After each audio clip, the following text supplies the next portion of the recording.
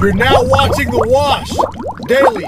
Today news, Rhode Island's Governor Gina Raimondo is going to probably take a federal position as a hack, and in her place will be Lieutenant Governor Daniel McKee. Now, McKee doesn't want cannabis in his state of Rhode Island. He wants to keep it so they can keep putting people in prison. But what he's saying is that it probably is time to legalize cannabis, and they're going to be looking at a privatized version of Raimondo's plan. Now, Raimondo's plan was to have the state control all the cannabis and grow it and sell it, and they would do a terrible job. It would be like the R&B of cannabis, which isn't good. Now, there's talk that Raimondo is going to be the Commerce Secretary. If that's her plans for cannabis, that means they're going to wipe out all the people who now are working in the cannabis industry as entrepreneurs. It's a very dangerous person to put in such a position. But it's good news for Rhode Island. They're finally rid of Raimondo, and they're going to be able to take advantage of the exciting opportunity that is the cannabis legalization effort.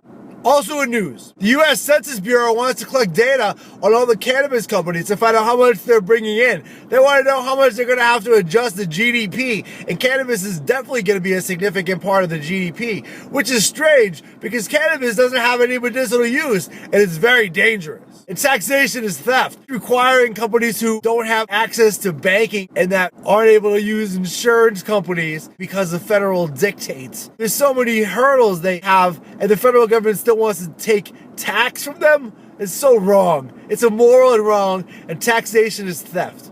Also in news, the CEO of California cannabis company, the Glass House Group, Kyle Kazan, has written a request to President Trump to issue a pardon to a man named Parker Coleman. Now, Coleman was put in jail for some cannabis.